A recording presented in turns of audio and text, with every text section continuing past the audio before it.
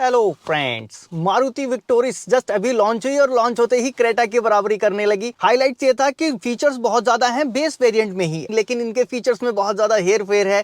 Feature जो practical होने चाहिए वो फीचर हटा के दूसरे सारे फीचर दिए हुए हैं और आपको लगता है कि यार ये तो बहुत सारे फीचर मिल गए। फिर उसके अलावा 1-1.5 लाख रुपए डाल के आप दूसरे वेरिएंट पर जाते हो ऊपर VXI, फिर उसके अलावा आप 1.5 लाख रुपए डाल के ऊपर जाते हो ZXI, फिर ZXI प्लस। मतलब फीचर्स को ऐसे सजाया गया है ताकि आप कंफ्यूज हो जाओ, आपको लगता है यार चलो यार 1.5 लाख रुपए और दे देते हैं, ये ले लेते हैं। आज की वीडियो में विक्टोरिस के फीचर्स को एक्सप्लेन करूंगा, कौन से प्रैक्टिकल होने चाहिए, कौन से नहीं होने चाहिए, और कुछ फीचर जो आपको सिर्फ खिलौना बनाकर दे दिए गए हैं, प्रैक्टिकल फीचर आपकी गाड़ी में से कट करके आगे बढ़ा दिए गए हैं ताकि इसके लिए आप आगे जाओ। इसके लिए 1.5 लाख रुपए दो, जबकि इस तरह के फीचर्स आप विदाउट वारंटी वाइड लगा सकते हो अपनी गाड़ी में, वो दूसरा वाला मॉडल लेके भी। मैं अभी कल ही एक विक्टोरिस बुक करके आया हूँ। ये इतने सारे कोटेशन लेने के बाद, इतने सारे कोटेशन इसलिए लेने पड़े क्योंकि फीचर्स का हेरफेर है। बेस वेरिएंट में बहुत सारे फीचर हैं, LXI में कंपनी भी ऐसा कहती है और मार्केट में भी यही हवा है जी, LXI ले लो, सारा कुछ मिल जाएगा, आपको कुछ करने की जरूरत ही नहीं। क्या क्या है LXI में एक बार जरा डिटेल में समझ लो, बाकी मैं स्क्रीनशॉट लगा दूंगा, देख लेना। एक्सटीरियर में देखो, पहले हाइलोजन हेडलैम्प्स मिलते हैं, ठीक है, जरूरत भी पड़ती है। हेडलैम्प की पोजीशन आप अप डाउन कर सकते हो, इसको भी फीचर बता रहे हैं। LED टेल लाइट, उसको भी फीचर कह रहे हैं। व्हील है स्टील रिम, फीचर है, चलो ठीक है, नहीं तो फिर स्टील का नहीं होता तो किसका होता पहिया। Silver finished front end rear skid plate है साइड में। ORBM में एक इंडिकेटर लगा हुआ है जो कि थोड़ी सी ऊपर वेरिएंट में लगता है, लगा दिया, ठीक है। रियर स्पॉइलर नहीं लगता तो गाड़ी थोड़ी अजीब लगती है, वो तो सब में ही लगेगा, विदाउट स्पॉइलर वो गाड़ी है ही नहीं। शार्क फिन एंटीना, कोई बहुत ज्यादा फर्क नहीं पड़ता, देखने की बात है, आपको अच्छा लगता है, किसी को नहीं लगता है। इंटीरियर में क्या क्या है, ड्यूल टोन कैबिन है, सिंगल टोन भी रहता तो कोई ज्यादा फर्क नहीं पड़ता। पियानो फिनिश अंदर दिया, डैशबोर्ड में पियानो फिनिश में जल्दी स्क्रैच आ जाते हैं, अजीब से दिखते हैं, स्वेल मार्क दिखते हैं। ब्लैक फैब्रिक सीट्स हैं, सीट कवर नहीं है, ओनली फैब्रिक है। एडजस्टेबल हेडरेस्ट, ये काम की चीज है, ये इन्होंने दी है, अभी तक एक मिला है। Front centre armrest with storage, armrest भी एक काम की चीज होती है, होना चाहिए, आर्मरेस्ट सही है। Rear centre armrest with cup holder. Analogue instrument cluster दे रहे हैं, एनालॉग ही चलता है, इसमें कुछ देने की बात नहीं है। और MID with infotainment display, MID में कुछ फीचर्स हैं, डिस्प्ले होते हैं, जैसे डोर ओपन हुआ या फिर फ्यूल लेवल कम हो गया, वो सारी चीजें आपको इस पे MID भी मिलती है, वो नॉर्मल ब्रेजा में भी मिलती हैं। पुश बटन स्टार्ट, बहुत ज्यादा काम का फीचर नहीं समझता मैं, इसकी जगह हटा के आप हाइट एडजस्टेबल सीट डाल देते तो ज्यादा बढ़िया रखता, पैसे उतने ही लगते, दोनों की कॉस्ट बराबर ही जाती, लेकिन कंपनी यही तो खेलती है।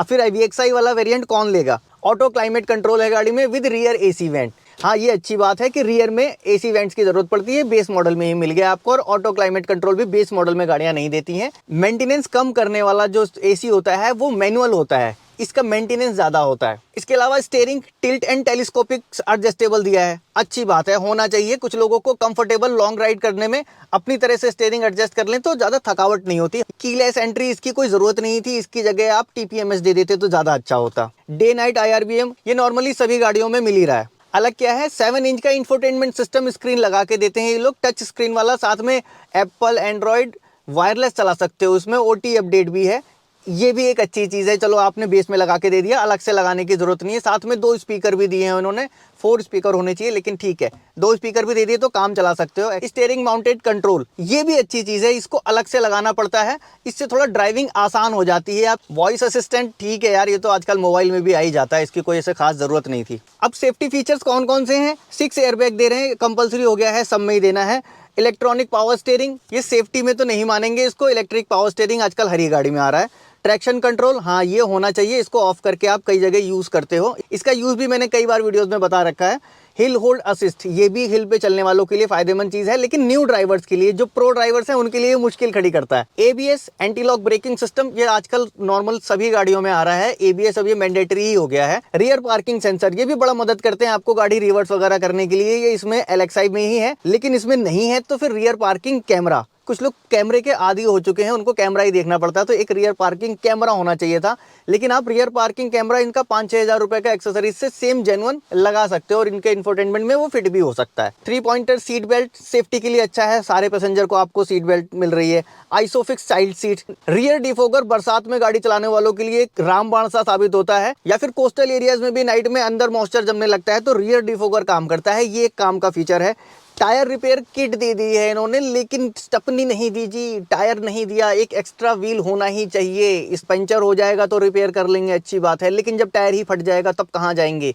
ये एक बहुत ही गलत चीज़ है। कंपनीज को टायर देना चाहिए, स्पेयर टायर व्हील होना ही चाहिए। पहले तो 2-2 टायर लेके लोग चलते थे, पुराने लोगों को मालूम होगा। एक height adjustable seat, rear camera, ये 2 चीज़ें यहाँ से इन्होंने प्रैक्टिकल काट दी। लेकिन हाइट एडजस्टेबल सीट बिना वारंटी वॉइड के लगवा सकते हो, अलग से इसका फ्रेम ले लो आप, इसी सीट में फिक्स हो जाएगा। रियर कैमरा भी आपको 5-6 हज़ार में मिल जाता है। और यही वाली कॉस्ट अगर पीछे के फीचर जो फालतू हैं उनको हटा के ये दे दिया जाता तो आप उतने ही पैसे में बेच पाते। लेकिन ये उतने में बेच देते तो फिर VXI कौन खरीदता। VXI लेने के लिए आपको 1,30,000 रुपये एक्स्ट्रा देने पड़ते हैं और ये 11,80,000 रुपये की गाड़ी एक्स शोरूम प्राइस आती है। अब ये 1,30,000 रुपये एक्स्ट्रा देके आप क्या पा रहे हो। VXI में क्या मिल रहा है, कनेक्टेड टेल लैंप, पीछे एक LED का अलग से एक बार लगा दिया जो आपको कनेक्टेड फील कराता है, बॉडी कलर, डोर हैंडल और ORBM। देखो इतनी सारी चीजें अंदर फीचर में दे रहे हो आप, वॉइस असिस्टेंट दे रहे हो, म्यूजिक कंट्रोल दे रहे हो, और डोर हैंडल और ORBM का आधा हिस्सा आपने ब्लैक कर दिया। ये जैसे 2004-05 में जो गाड़ियां आती थी उनके बेस वेरिएंट में होता था, ब्लैक बम्पर करते थे और डोर हैंडल करते थे। LXI लेने के बाद भी ये बॉडी कलर आप बाहर से करवा सकते हो, 2,000 रुपए के आसपास लगने चाहिए आइडिया मेरे हिसाब से। अलग से रूफ रेल दे दी जिनका कोई बहुत ज्यादा यूज नहीं होता है, लेकिन हाँ इसकी कॉस्ट 7-8 हज़ार रुपए तक चली जाती है। अगर किसी को चाहिए ही तो ये कंपनी फिटेड के लिए जा सकता है। इंटीरियर में क्या चेंज किए हैं, 1,33,000 रुपए एक्स्ट्रा लेके, Chrome inside door handle, glove box में एक लाइट लगा दी है extra, front seat back pocket, इसमें बैक में एक पॉकेट बना दी है जो कि एक्स्ट्रा बाहर से सीट कवर लगाते हो तो उसमें भी बन जाती है। वैनिटी मिरर दे दिया है फ्रंट पैसेंजर के लिए, ये भी आप अलग से लेके लगा सकते हो, आजकल 400-500 रुपए के टच वाले मिल जाते हैं। हाइट एडजस्टेबल ड्राइवर सीट, ये VXI में ऑफर कर रहे हैं क्योंकि इसमें एक एक्स्ट्रा फ्रेम है, वो फ्रेम ही हम उधर चेंज करा सकते हो, बाकी आप समझ रहे हो क्या करना है।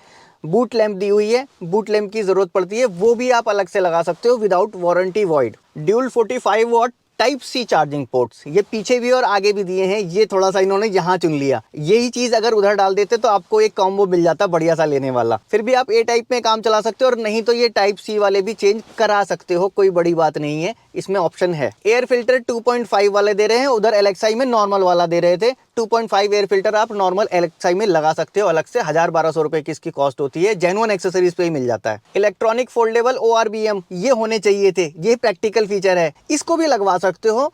मोटा मोटी 8-10 हज़ार रुपए इसमें भी लग जाने चाहिए, लेकिन फिर भी इसके लिए 10 हज़ार रुपये मैं नहीं दूंगा। मैंने अपने कैरेंस में भी ये नहीं करवाया, 10 हज़ार रुपये इसमें भी लग रहे थे। इसके अलावा क्रूज कंट्रोल भी VXI में दे दिया इन्होंने। 4 ट्विटर इसके अंदर मिलते हैं, वहाँ ट्विटर नहीं मिलते, ये भी आप बाहर से लगा सकते हो। एलेक्सा कनेक्टिविटी, इसकी कोई खास जरूरत नहीं है गाड़ी को ड्राइव करते समय मेरे हिसाब से। और VXI में आपको कंपनी फिटेड कैमरा मिलता है, रियर कैमरा, साथ में TPMS भी दे रहे हैं VXI में, जो आपको वहाँ मिल जाता है TPMS LXI में, जो प्रैक्टिकल फीचर था, तब हम मानते कि ये कंप्लीट कॉम्बो था। अब अगर आप ZXI में जाते हो इससे ऊपर तो 1,77,000 रुपए आपको और एक्स्ट्रा देने पड़ते हैं। 13,57,000 रुपए का इसका एक्स शोरूम प्राइस रखा है। अब इसमें क्या क्या है जो VXI में नहीं है, auto LED projector headlight with follow me home function, ये कोई बहुत ज़्यादा ऐसे ज़रूरत की चीज़ तो थी नहीं, लेकिन ZXI में दी है इन्होंने। प्रोजेक्टर लाइट दे रखी है, LED जिसको पसंद होगी वो ZXI में आप चुन सकते हो, लेकिन ये वाइट जलती है, मैंने इसको ड्राइव करके भी देखा। और इसके फॉग लैंप थोड़े से अलग जगह पे माउंट हैं, ऊपर करके माउंट किए गए, छोटे से दिखते हैं बाहर निकले हुए।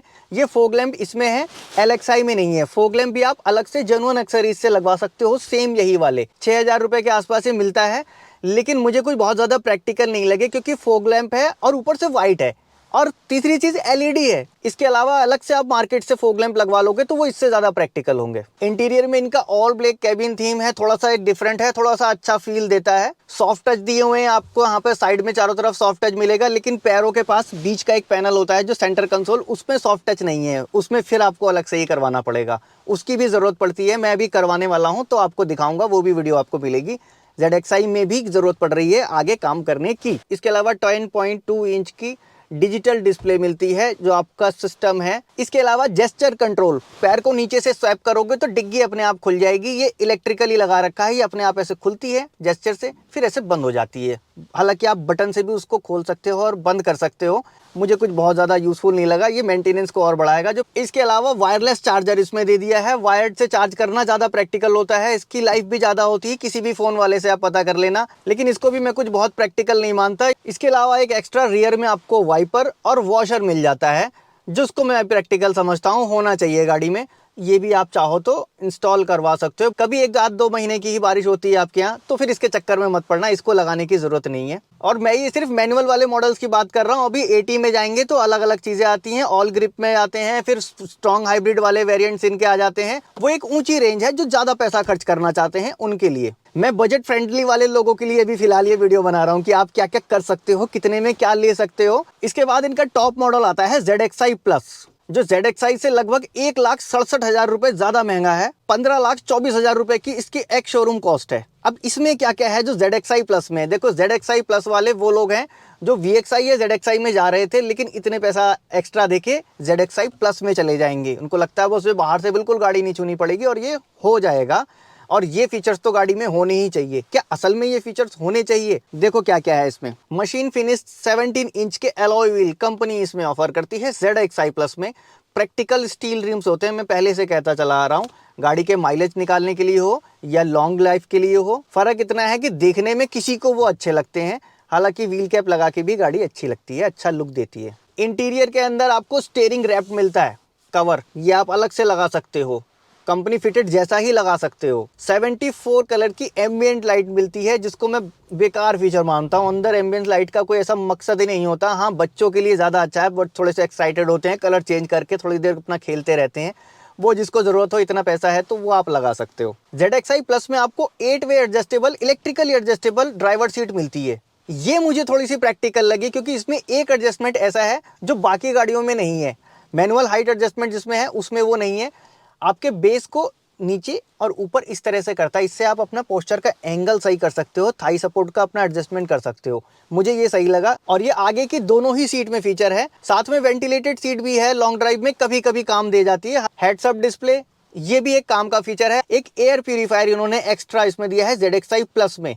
इसको भी मैं प्रैक्टिकल मानता हूं आज के समय में, क्योंकि भैया इतना पॉल्यूशन हो गया है कि गाड़ी में भी एयर प्यूरीफायर होना ही चाहिए। इसके अलावा कई सारे कंपनीज के छोटे छोटे एयर प्यूरीफायर आते हैं, उसको आप यूज कर सकते हो। और नहीं तो आप केबिन फिल्टर को चेंज कर लो 2.5 PM वाला, तो भी वो एयर प्यूरीफायर जैसा ही काम करेगा। साथ में चारकोल एक्टिवेटेड ले लोगे तो वो और भी अच्छा है। अब इसके अलावा ZXi प्लस में आपको ऑटो फोल्डिंग ORVM मिलते हैं, ये भी अच्छी चीज है। क्रूज कंट्रोल मिलता है आपको। बाकी इंफोटेनमेंट के साथ साथ आपको 8 स्पीकर्स मिलते हैं अलग से गाड़ी में लगे हुए, कंपनी फिटेड, अच्छी क्वालिटी के। साउंड सिस्टम को थोड़ा सा इनहांस करने के लिए एक सब वूफर भी दिया हुआ है इन्होंने। सब वूफर भी आप अलग से लगा सकते हो दूसरे वेरिएंट में चाहो तो। इंटरनेट कनेक्टिविटी और दे देते हैं ये लोग ZXi प्लस में। इसके अलावा level 2 ADAS, hill descent control, parking sensor और 360 कैमरा, ये एक्स्ट्रा इसमें देते हैं। ये कुछ कुछ नए ड्राइवर्स के लिए काम की चीजें हैं, इनको चला सकते हैं। लेकिन एडास को फिर भी मैं थोड़ा सा रिस्की समझता हूं। अभी इंडिया में एडास यूज करने जैसा माहौल बिल्कुल भी नहीं है, लेकिन कंपनी एक को देख के दूसरी, दूसरे को देख के तीसरी एडास देने की कोशिश कर रही है। हमने रडार बेच दिया है, कोई कह रहा है हमने कैमरा बेच दिया। ये तो सिर्फ एक कॉम्पिटिशन है। फिलहाल इंडिया में एडास की ऐसी कोई खास जरूरत नहीं है,